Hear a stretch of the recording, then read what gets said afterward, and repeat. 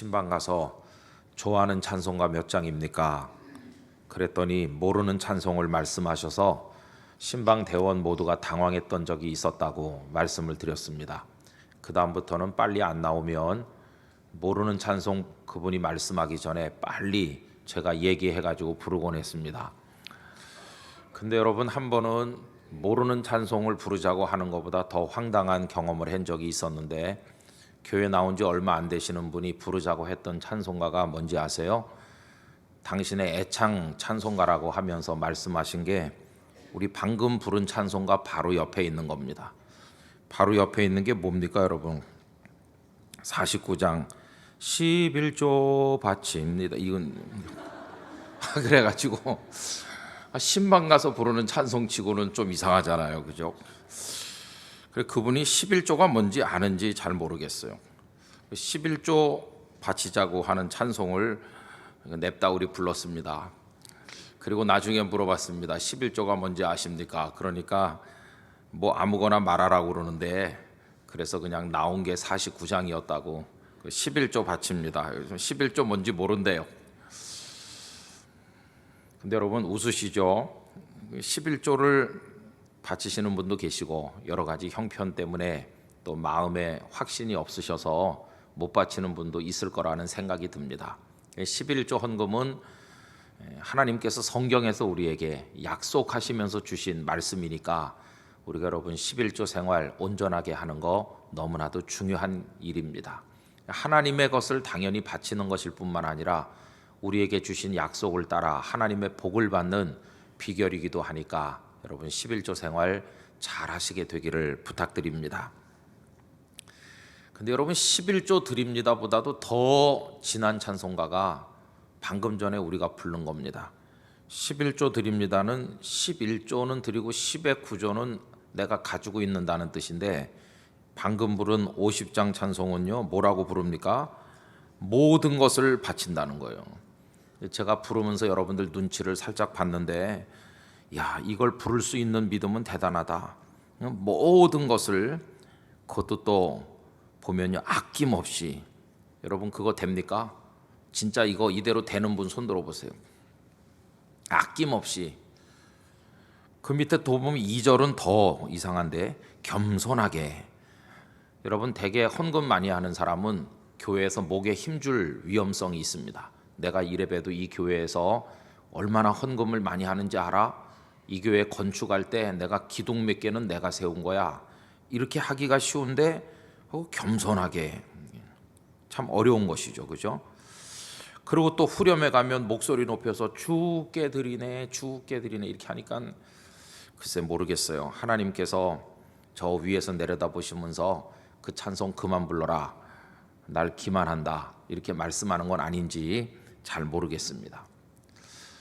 근데 여러분, 하나님께서 우리에게 11조 바치라고 하고 또 여러 가지 헌물, 감사의 예물들 바치라고 하고, 또 우리는 이런 찬송을 또 부르고 그래요, 그죠? 예배 중에 부르기엔 조금 이상한 찬송 같죠.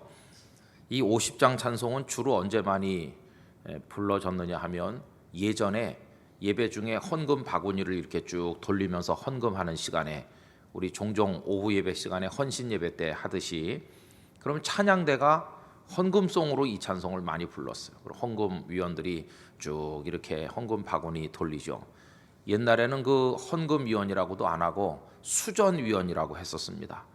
돈을 거둔다 그런 뜻이죠. 그래가지고 이렇게 쭉 하는 동안에 조용하게 찬양대석에서 주께 드리네 주께 드리네 이 찬송을 이제 부르는 거죠. 예배 중에 이 찬송을 부르는 건 정말 오랜만인 것 같은데, 오늘 제가 일부러 이 50장 찬송을 부르기로 작정을 하고 방금 전에 우리가 불러봤습니다. 그리고 하나님께서는 우리에게 이런 것들을 요구하실까요? 그 이유는 하나님의 무슨 다른 모자란 부분이 있으셔서 그런 게 아닙니다. 하나님은 하나님 자체로 충분하신 분이시죠. 충만 그 자체이시죠. 온 우주 만물이 말씀대로 지어진 하나님의 것이 아닙니까? 우주 만물만 하나님의 것인 것이 아니라 여러분들과 저도 하나님의 속해 있는 하나님의 것입니다. 세상의 모든 것이 다 하나님 아버지의 것이다. 그런 걸 요구하시는 이유는 부족해서도 그런 것도 아니고요. 또 우리를 괴롭히기 위해서 그런 것도 아닙니다. 이것은 하나님께서 우리에게 복 주시기 위한 방책 중에 하나고요. 그리고 더 원론적인 얘기를 하면 우리에게 바치라고 말씀하기 전에 이미 하나님께서 당신의 모든 걸 우리에게 주셨습니다. 그 핵심이 독생자 예수님을 우리에게 보내주신 것입니다. 십자가 지고 그 피 다 쏟아서 우리의 죄를 속하는 보혈의 은혜를 저와 여러분에게 이미 다 주셨습니다. 먼저 다 주시고 우리에게 말씀하시는 것입니다. 그러므로 이 하나님과 우리 사이에 존경을 드리고 찬미를 올려드리고 영광을 올려드릴 뿐만 아니라 그것을 구체적으로 표현하는 하나의 방식으로 물질을 봉헌한다고 하는 것은 너무나도 소중한 것입니다. 여러분, 드릴 수 없는 이의 아픈 마음보다 많이 드릴 수 있는 기쁨을 맛보시면서 살게 되시기를 기원합니다. 드리고 싶은데 못 드리는 마음은 정말 안타까운 것이거든요. 참 이 어려운 내게 있는 모든 것을 아낌없이 주님께 바칩니다 하는 이 찬송가 가사가 그 가사에 거의 근접하게 실질적으로 실행되었을 때가 언제 있었을까 생각을 해보면 오늘 읽었던 초대 예루살렘 교회 시절에 사도행전 4장에 기록된 바로 이때라는 생각이 듭니다. 오늘 읽은 말씀의 내용은 보면 믿는 성도들이 다 자기의 것을 서로 나누는 것입니다. 심지어는 집을 팔기도 하고 밭을 팔기도 해서 그걸 가져다가 성도들의 필요를 따라 나눠주면서 놀라운 사실은 뭐냐 하면 32절 말씀해 보세요. 모든 물건을 서로 통용했는데 자기 재물을 조금이라도 자기 것이라 하는 이가 하나도 없었다. 참 저는 이 말씀을 오늘 여러 번 읽었습니다. 왜냐하면 자기 재물을 자기 것이라 하는 이가 뭐 조금 있었다든지 별로 없었다든지 이런 표현을 할 것 같은데 한 사람도 없다는 겁니다. 그런 사람이. 그 공동체가 한 3명, 4명도 아니고 사도들이 말씀을 증거해서 수천 명씩 믿는 일이 벌어지고 있는데 어떻게 그 예루살렘 공동체는 그런 사람이 한 명도 없을 수가 있나? 이게 현실적으로 가능한 일인가 하는 생각이 들 정도로 참 놀라운 얘기입니다. 우리 교회 아이들, 어른들 다 포함해서 출석하는 성도들이 1000수백 명 주일날 되는데요. 단 한 명도 자기 것을 자기 것이라고 하는 사람이 없다. 여러분 이게 현실적으로 가능한 얘기라고 생각하십니까? 결코 가능한 얘기가 아닌 것처럼 여겨지잖아요. 근데 여기 좀 그렇게 돼 있는, 그것도 또 조금이라도 그런 말이 나오죠. 그래도 조금은 요게 내 건데 하는 마음이 있을 법도 한데 조금이라도 자기 것이라고 하는 이가 그것도 또 한 사람도 없다. 그러니 이 초대 예루살렘 교회 성도들은 물질에 있어서만은 완벽한 고백을 가지고 있었다는 것을 알 수 있어요. 제가 오늘 이 말씀을 여러 번 읽은 이유는요, 오늘 저나 우리들은 이 반대이기 때문에 그래요. 자기 재물을 자기 것이라 하는 것은 현실에 있어서는 죄가 아닙니다. 그걸 뭐라고 말합니까? 권리라고 말합니다. 권리. 내 것을 내 거라고 하는데 이게 권리죠, 그죠? 당연한 권리죠. 내 것을 내 거라고 하는데요. 이 세상의 죄는 뭐가 죄입니까? 남의 것을 내 것이라고 하면 그게 죄가 되는 거죠. 그런데 여기는 내 것인데도 내 것이라고 하는 사람이, 그것도 조금도 그런 마음을 먹는 사람이 그것도 또 한 명도 없다는 거예요. 그러니 적어도 이 소유의 문제에 있어서만은 이 초대 예루살렘 교회 시대 그때 우리 선배들은 오늘의 통념과는 정반대되는 개념을 가지고 있었다 하는 것을 알 수가 있겠습니다. 남의 것을 내 것이라고 하는 이가 없는 건 당연할 뿐만 아니라 내 것인데도 내 것이라고 하는 이가 없으니 이게 어떻게 있을 수가 있는 일이겠습니까? 그럼 여러분, 이 초대교회 성도들이 어떻게 이런 고백을 가지고 살아갈 수가 있었을까요? 그 이유는 그들이 하나님과 자신들과 그걸 제외한 세상의 나머지 삼남한상, 물질이라고 표현될 수 있는 그것과의 그 관계를 잘 알고 있었기 때문이라는 것을 오늘 본문이 가르쳐 줍니다.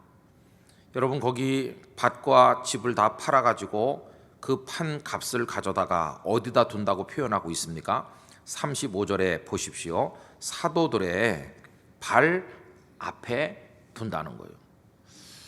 이 표현이 아주 특이하죠. 이렇게 할 수 있습니다. 그 판 것을 값을 가져다가 사도들에게 맡김에라든지 사도들에게 두매라고 할 수 있어요. 그래도 다 이해가 돼요. 아, 그분들이 팔아가지고 그 돈을 사도들에게 가져왔구나. 그 이해 못할 사람이 한 명도 없잖아요. 그런데 오늘 이 말씀은 유독하게 그냥 가져왔다든지 맡겼다든지 이런 표현을 쓴 게 아니라 그 위치를 말하고 있다는 겁니다. 사도들의 발 앞에 두었다. 이 발 앞에라는 말이 여기 왜 필요한 것일까요? 판 돈을 사도들에게 맡겼다, 사도들에게 두었다, 사도들에게 가져왔다 하는 게 훨씬 더 자연스러운데 그걸 발 앞에 두었다. 이런 발이라고 하는 것은 우리 몸 중에서 서 있는 사람을 기준으로 말할 때 가장 밑에 있는 것입니다. 이렇게 우리가 서 있을 때 발보다 밑에 있는 신체는 없습니다. 손도 위에 있고 머리는 당연히 제일 위에 있고 다 위에 있는 것이죠. 근데 발은 내 몸에서 제일 밑에 그 발바닥이 땅에 닿아 있어서 지금 서 있는 거 아니겠습니까? 근데 바로 그 발 앞에 뒀다는 거예요. 이 물질의 위치를 어디로 정한 것이냐 하면 발과 같은 위치로 정한 것이에요. 귀하고 천한 걸로 따진다면 너는 발밖에 안 된다. 가장 낮은 자리에 있다. 이렇게 물질의 위치를 규정하였습니다. 여러분, 이건 놀라운 것입니다. 우리들은 물질을 어떻게 하고 삽니까? 물질을 발 위치에다 놓고 사는 게 아니라 대부분의 사람들은요, 물질을 머리 위에다가 이고 살고 있습니다. 머리 위에 물질을 이고 산다는 것은 나라는 존재보다도 물질이 더 높다, 그런 고백인 것입니다. 그래서 물질이 나보다도 귀해요. 내 생명을 팔아서라도 물질을 얻어야 된다는 생각을 가진 사람이 많이 있어요. 그래서 여러분, 자기 자존심을 팝니다. 인격도 팔고 자신의 지조도 팔고 정절도 팔고 자신의 존재를 팔아서라도 돈을 얻을 수 있다면 그것을 하는 사람들이 있어요. 그 사람에게 있어서는 그 존재의 위계 질서를 볼 때 자기보다 돈이 위에 있는 것이죠. 여러분, 무엇이 우상입니까? 나보다도 더 위에 있다고 생각하는 것들은 다 우상인 것이. 하나님께서는 그 어디에서도 너희들보다 더 위에 있는 존재는 하나님 한 분 외에는 없다고 말씀하셨습니다. 하나님만이 우리 머리 위에 계신 분인 줄로 믿습니다. 하나님만이 내가 머리 위에 받들어 모셔야 될 분이지, 그 하나님 아버지를 빼놓고 나면 권력도 재물도 그 무엇도 다 저 아래 발에 있어야 될 존재지 우리 머리 위에 있을 존재는 아닌 것이. 그런데 우리들은 물질을 머리 위에 이고 살고 권력도 머리 위에 이고 살고 그러면서 나라는 존재는 이미 존엄성을 상실해 버렸고 돈보다 못한 존재, 권력보다도 못한 존재로 내 스스로를, 내 존재의 가치를 전락시키고 있는 것이죠. 여러분, 성경이 말씀하는 위계 질서는 가장 존귀하고 높은 곳이 하나님 아버지의 자리인 것입니다. 하늘과 하늘들의 하늘이라도 주님을 용납할 수 없다고 말씀한 그대로 하나님은 가장 높은 곳에 계신 분이시죠. 그 다음에 천사들이 있지 않을까? 아니요, 천사들도 우리보다 못하다고 그랬습니다. 히브리서 1장에 보면 천사들은 부리는 영에 불과합니다. 우리보다 못한 존재인 것이. 하나님 그 다음에 있는 고귀한 존재가 하나님의 형상대로 지음받은 우리들인 것입니다. 그리고 우리를 수종드는 천사들이 있게 될 것이. 그리고 이 세상에 있는 눈에 보이는 이 삼라만상의 존재, 물질의 세계는 다 우리를 위해서 하나님께서 구비해 두신 도구에 불과한 것이지 그것을 머리 위에 떠매고 다니면서 숭배할 대상으로 주신 적이 단 한 번도 없습니다. 여러분, 하나님께서 우리를 얼마나 귀하게 여기시는가 하는 것은 창조 질서가 이미 우리들에게 웅변적으로 말씀하고 있습니다. 그래서 빛이 있으라로부터 시작되는 첫째 날, 둘째 날, 셋째 날 창조의 그 질서에 따라서 하나님께서 세상을 만들어 가시는데, 맨 마지막에 이 땅의 동물들을 다 여섯째 날 만드시고 나서 최후로 만들어 무대 위에 올려보낸 존재가 누굽니까? 우리 사람인 것이. 전에도 말씀드렸죠. 국가적인 행사를 할 때 거기 참석하는 사람들이 다 자리에 착석하고, 그리고 상단의 무대 위에 높은 이들이 다 와서 자리 잡고 앉으면 제일 늦게 등장하는 이가 대통령이라고 그랬습니다. 모든 게 다 준비된 다음에 최후의 모습을 등장하는 이가 제일 높은 사람이라는 뜻이에요. 마찬가지로 이 창조 세계라는 웅장한 무대에 가장 마지막에 하나님께서 올라오게 초청한 대상이 우리 사람인 것이. 하늘의 해와 달과 별과 이 땅에 공중에 나는, 그리고 땅에 있는, 물속에 있는 그 어떤 초목이든 움직이는 생명을 가진 동물이든 간에 모든 것이 다 사람을 위해서 존재하는 것이지 사람이 숭배할 대상은 아니지 않겠습니까? 그런데 우리들은 이 세상에 있는 그것들을 형태를 본떠서 동물의 모양을 만들어 놓고 숭배하고, 뱀신을 숭배하고, 말씀드렸죠? 이집트에 가면 풍뎅이도 신으로 숭배한다고요. 심지어 파리신도 있습니다. 파리신. 여러분들이 파리채를 휘두를 때 조심하셔야 됩니다. 딴 데서는 그 신으로 숭배하는 건데 조금도 두려워하지 않고 내리치는 여러분은 대단히 용감한 분들이 있어요. 이 지구촌의 어리석은 인생들이 만들어내는 게 상상을 못할 존재예요. 근데 하나님께서는 그 모든 것들을 얼마나 안타까워하시겠어요. 너희들은 만물의 영장이고 내 형상대로 지음받은 창조의 꽃이고, 너희들이 이 땅에 존재함으로 이 창조 세계가 빛을 내게 되고 심히 아름다운 세상이 됐는데, 어쩌자고 이 물질의 세계를 너희들 머리 위에 떠받들고 다니면서 물질의 노예가 됐느냐. 여러분, 여기 초대교회 성도들이 집도 팔고 밭도 팔고 해가지고 내 것이라고 말하는 이가 한 명도 없는 가운데 이렇게 할 수 있었다고 하는 것은 그들이 위계 질서를 분명히 알고 있다는 것이. 우리 위에 존재하는 분은 하나님 한 분뿐이시다. 내게 주신 물질은 내 발 밑에, 내 발에 머무르는 것 정도밖에 안 되는 것이다. 그것이 나보다 더 높은 존재로 올라오게 방치해서는 안 된다. 사도들의 발 앞에다 두는 것이. 사도들도 물질을 발 앞에 갖다 놓으면 물질을 내려다보는 것이지 올려다보는 게 아니에요. 물질은 내려다보는 것이었어요. 그러니 그들은 그 물질을 부인할 수 있었던 것이에요. 물질의 노예가 되지 않을 수 있었어요. 섬겨야 될 대상 하나님 아버지 한 분이시다. 날 먹여 살리는 분 하나님 아버지 한 분이시다. 나를 존재케 하실 분 하나님이시다. 저 물질이 내 생명과 복의 근원이 아니라 하나님이 나의 생명과 복의 근원이시다. 다윗도 고백했습니다. 시편 16편, 여호와는 나의 산업과 나의 잔의 소득이시다. 내가 가진 소떼나 양떼가 나를 먹여 살리는 것이 아니라 만군의 하나님 여호와가 나의 기업이고 나의 소득이시고 나의 산업이시고, 하나님 그분이 나의 전부이시다.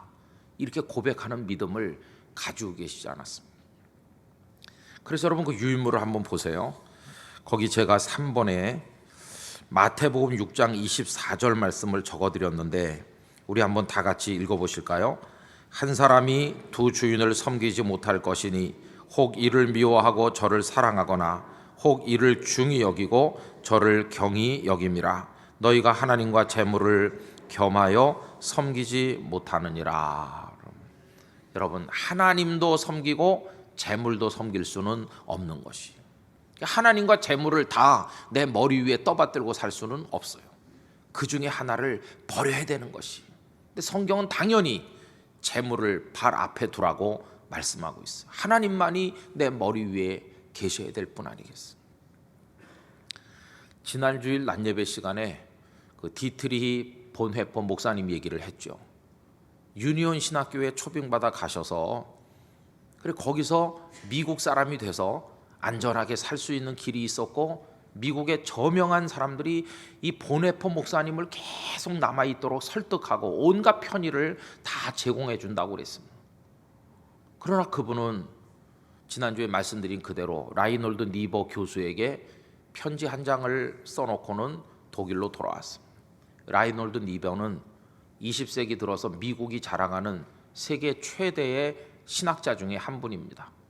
그 저명한 교수에게 돌아간다고 말하고 돌아온 것이, 하나님께서는 이 시대에 내가 우리 민족과 함께하기를 원하십니다. 내가 그들과 함께하지 않는다면 전쟁이 끝난 이후에 교회를 재건할 때 나의 특권은 없을 것이라고 얘기하면서 돌아왔죠. 그리고는 1943년 봄에 체포가 됐고, 그리고 1945년 4월 9일 날 39의 나이로 처형되었다고 그랬습니다. 근데 여러분 그때가 언젠지 아십니까? 그로부터 3주 후에 그 온 세상을 죽음의 골짜기로 밀어넣었던 그 원흉인 히틀러가 전쟁이 이제 패전으로 끝나는 걸 바라보면서 자신의 정부인 에바 브라운이라는 여자와 지하 벙커에서 권총으로 자살했어요. 그러니까 이 히틀러가 자살하기 불과 3주 전에 이 아까운 목사님이 세상을 떠나신 것이, 그 본회퍼 목사님을 처형하라고 명령했을 때 히틀러는 이미 광기에 사로잡힌 사람이었어요. 너무나 아깝잖아요. 그 3주만 살아남아 있었으면 그 아까운 분이 생명을 지킬 수 있었을 텐데, 그런 생각이 들죠.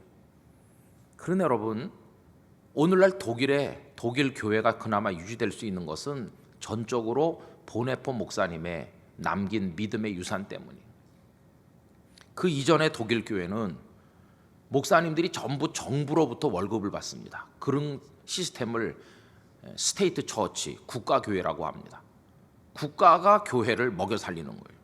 교인들이 헌금을 해서 그 헌금으로 교회를 운영을 하고 사역자들에게 생활비를 드리는 것이 아니라 국가가 세금 중에서 일부를 가지고 목사님, 전도사님들 생활비를 주는 거예요. 그러니까 목회자들이 국가 공무원인 것이죠.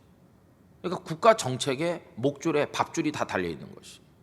그러니 누가 통치자가 되느냐에 따라서 목회자들의 문제가 왔다 갔다 하는 거예요. 권력의 눈치를 볼 수밖에 없는 것이죠. 히틀러가 떡하니 등장하니까 모든 목회자들이 다 히틀러에게 박수 보내고 하이 히틀러 이렇게 하면서 그가 어떤 악한 정책을 펼쳐도 무조건 박수하고 지지 서명하고 그랬어요. 세계적인 명성을 가진 신학자들과 목회자 90여 명이 히틀러 지지하는데 서명날이 됐습니다. 거기는 각 분야에 깜짝 놀랄 만한 대가들이 다 포함되어 있는 것이, 진리를 떠났고 양심을 팔아먹은 사람들이에요. 그러나 이 본회퍼 목사님은 국가가 주는 월급을 받은 사람이 아니었어요. 거기 고백교회를 만들고 그 고백교회는 성도들이 호주머니를 털어서 헌금했어요. 그 전쟁 때 독일 사람들 가난했습니다. 그러나 그들은 없는 중에 성경이 말씀한 대로 11조 예물을 바치고 감사헌금을 바치면서 헌금을 모아서 교회를 운영을 하고 사역자들을 먹여 살리고 그렇게 했어요. 국가가 먹여 살리는 거 아니니까 양심에 따라 행동할 수 있었어요. 나중에 히틀러가 죽고 이 본회퍼 목사님 아깝게 세상 떠나시고 다 전쟁이 끝나고 난 그 다음에 독일 교회가 회복되는데 결정적 역할을 감당했던 것은 바로 그 고백교회였어요. 고백교회가 교회를 교회되게 만들면서 교회의 정체성을 새롭게 정립할 수 있었던 것이. 그리고 고백교회 속에 흘러내려가는 정신이 뭐겠습니까? 국가도 우리가 섬길 하나님은 아니다. 국가의 정책이나 이데올로기도 우리가 떠받들고 다닐 하나님은 아니라는 거예요. 어떤 정치가도 아무리 대중적 인기가 있는 그런 인물이라 할지라도 우리 머리 위에 떠받들고 다닐 존재는 아니라는 것이. 이 고백교회 성도들과 관련된 사람들이 바르멘 선언이라는 걸 펴냈는데요. 히틀러 시대 때 그 스위스 거기서 그 바르멘 선언의 핵심이 독일 국가보다도 예수 그리스도가, 그리고 어떤 이념보다도 성경의 가르침이, 그것이 중심이 되어야 된다는 걸 그 속에 담고 있어요. 성도 여러분, 우리가 믿을 대상은 하나님 한 분밖에 없는 것이에요. 하나님만이 우리 머리 위에 계신 분이세요. 나머지는 다 발 앞에 두어야 될 것이에요. 여기는 지금 물질을 두고 얘기하고 있지만 하나님과 재물을 겸하여 섬길 수 없다고 할 때 그 재물의 개념 속에는 돈만 들어있는 것이 아니라 우리가 인간의 욕망으로 추구하는 모든 것들이 그 속에 다 포함되는 것입니다. 명예도 하나님과 같이 존재할 수는 없는 것이고, 어떤 세상의 권력도, 지식에 대한 욕심도, 세상의 쾌락에 대한 어떤 욕망도 다 하나님과 겸하여 섬길 수 있는 대상은 절대로 아니라는 것을 알 수 있어요. 그래서 나중에 히틀러 본헤퍼 목사님의 전기를 쓰신 분 중에 한 분은 어떻게 라이놀드 니버에게 편지 한 장을 남기고 독일로 죽을 줄 뻔히 알면서 그분이 대서양을 건너 돌아갈 수 있었을까를 이야기하면서 이 말씀을 인용하고 있는 것이, 본헤퍼 목사의 마음속에는 오직 한 분 하나님만이 계셨을 뿐이다. 그는 두 주인을 섬길 수 없다는 것을 알 수 있기 때문에 한 주인이신, 유일한 주인이신, 유일하게 받들어야 될 그분 하나님 아버지의 뜻에 순종하기 위해서 그런 결단을 할 수 있었던 것이라고 이야기하고 있는 것입니다. 여러분, 신앙생활은 오늘의 맥락에서 말씀드려 본다면 도대체 어떤 것일까요? 신앙생활은 선택하는 것입니다. 그러나 엄밀한 의미에서 선택권이 없는 선택을 하는 것입니다. 선택권이 없다고 하는 것은 이미 성경이 우리에게 하나님밖에 없다고 말씀했기 때문에 우리에게 하나님 아닌 어떤 존재를 선택할 자유가 없는 것이나 마찬가지므로 선택권이 없는 선택을 하는 게 그게 신앙생활이라 하는 것입니다. 문제는 하나님을 100이면 100번 선택하는 우리의 삶에 있어서 갈등을 줄이고 마음의 불편함을 죽일 수 있는 것인가, 그것이 관건인 것입니다. 여러분, 예물을 하나님 앞에 봉헌하면서 어떻게 하면 아깝다는 생각 없이 기쁨으로 드릴 수 있을까? 내가 하나님 앞에 봉헌하면서 어떻게 하면 인색하지 않게 넘치게 하나님 앞에 봉헌할 수 있을 것인가? 두 주인이 아닌 나는 하나님 한 분만을 섬긴다는 그 정신만으로 우리가 할 수 있다고 하는 것입니다. 저는 선물을 몇몇 분들에게 드려본 적이 있었는데요, 그 선물 드리면서도 똑같은 갈등을 겪어본 적이 있습니다. 저를 가르치시고 저를 돌봐주신 분들에게 종종 택배 선물을 보내기도 하고, 서울 가서 만나게 되면 또 선물을 전해드리기도 하고 그렇게 했었는데, 제 형편이 어려울 때가 있고 쪼들릴 때가 있잖아요. 그럼 제가 드리고 싶은 물건을 드리지 못하고 그보다 조금 못한 걸 드릴 때도 많이 있었습니다. 근데 그렇게 하고 나면 나중에 내내 마음이 죄송한 것 같고 불편한 것 같은 생각을 많이 하곤 했었습니다. 그러나 이번 기회 외에는 언제 그런 기회가 있겠어, 이렇게 생각을 하면서 제가 원래 마음에 작정했던 그대로 그분에게 대접도 하고 이렇게 선물을 드리고 나면 그때 조금은 어려운 것 같았지만 지나면 지날수록 마음이 흡족하고 흐뭇한 것을 많이 느끼곤 했어요. 여러분, 하나님께 대해서도 마찬가지일 거라고 생각합니다. 어차피 내가 먹고 사는 것은 돈 때문이 아니라 하나님 때문임을 고백한다면 우리들은 하나님 앞에 이 찬송가 50장을 양심의 가책 없이 부끄럼 없이 믿음으로 부르는 단계까지 성장해 갈 수 있을 것이라고 생각을 하는 것입니다. 여러분, 오늘날도 그때나 똑같습니다.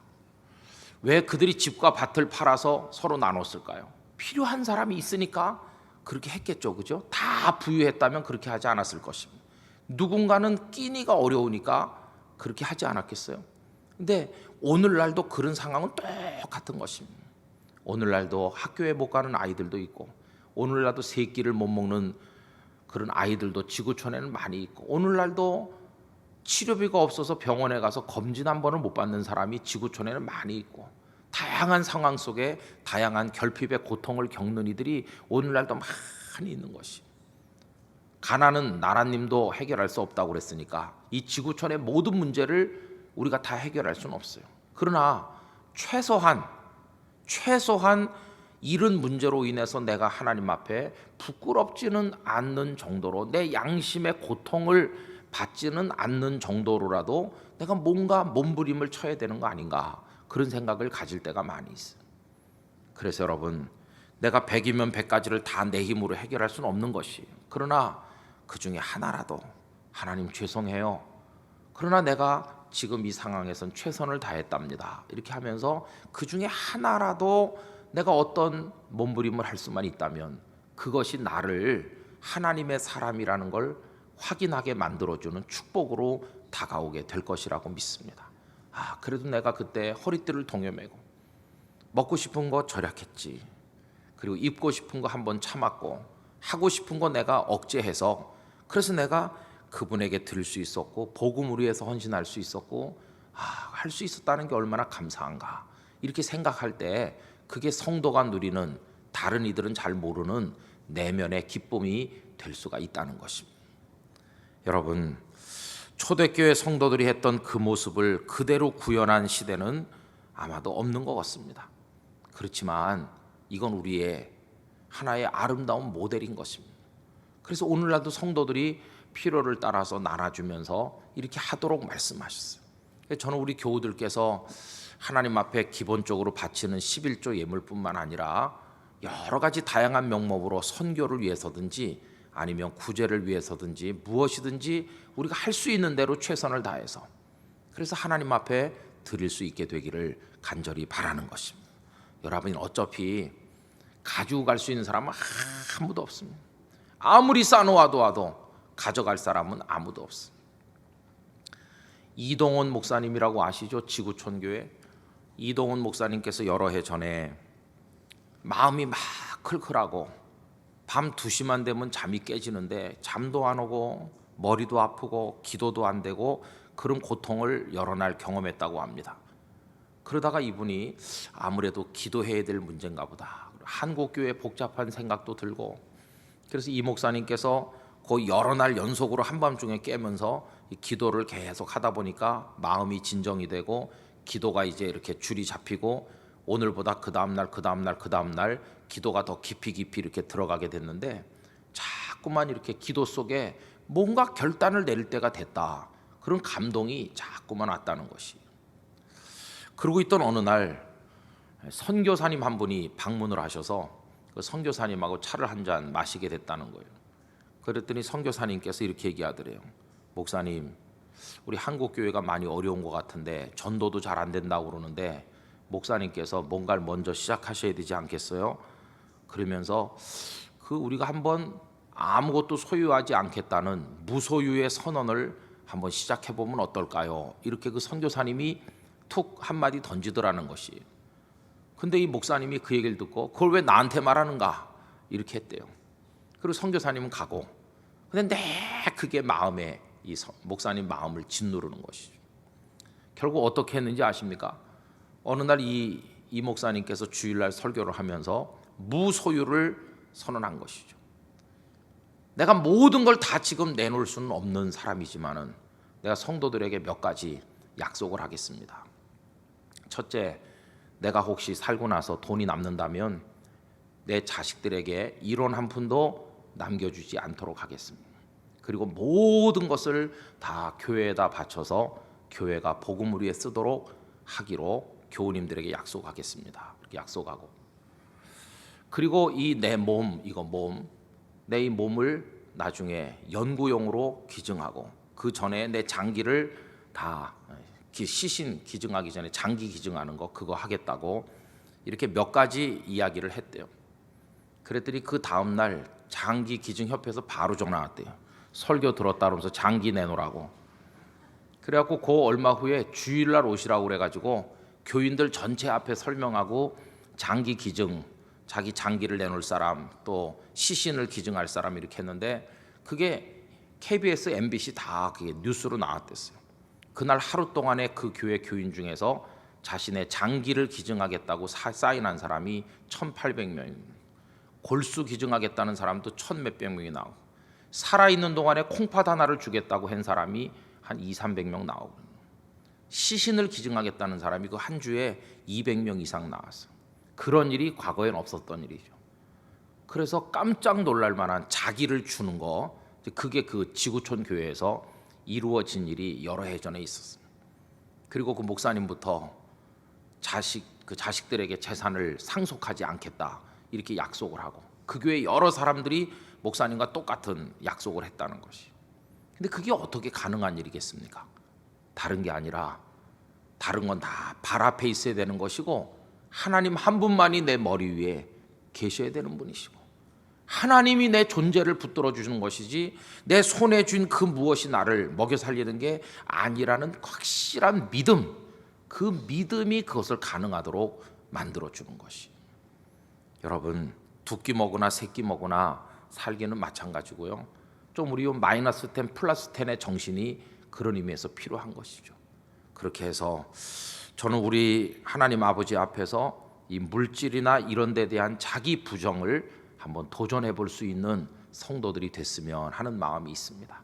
탐욕스럽게 더 많이 누리고 더 많이 먹고 더 많이 이렇게 챙겨가지고 산더미 같이 쌓아놓는 그런 그리스도인이 아니라, 주님께서 우리에게 피 한 방울 물 한 방울 없이 다 주신 것을 본받아서 그런 정신으로 이 세상을 살아갈 때 거기 그리스도인다움이 나타나게 될 줄로 믿습니다. 물질의 복을 받아야 됩니다. 그러나 먹고 마시고 누리기 위해서가 아니라 하나님을 위해 부요한 자가 되기 위하여, 선하게 나눌 수 있는 사람이 되기 위하여 물질의 복을 받게 되시기를 축원합니다. 그렇게 해서 선한 청지기로 하나님 앞에 멋지게 살다 가는, 여러분들의 물질을 통해 배부름을 얻고 삶이 변화되고 공부를 할 수가 있게 되고 인생의 용기를 얻은 사람들이 많이 나타나는 그런 멋진 일들이 있게 되길 바라고, 우리 교회 그런 면에서 큰 재벌도 나타나고 많이 봉헌하는 그런 사람들이 우리 교회에서 나타나게 되기를 간절히 기원합니다. 여러분들에게 이런 축복이 임하시기를 예수님의 이름으로 기원합니다.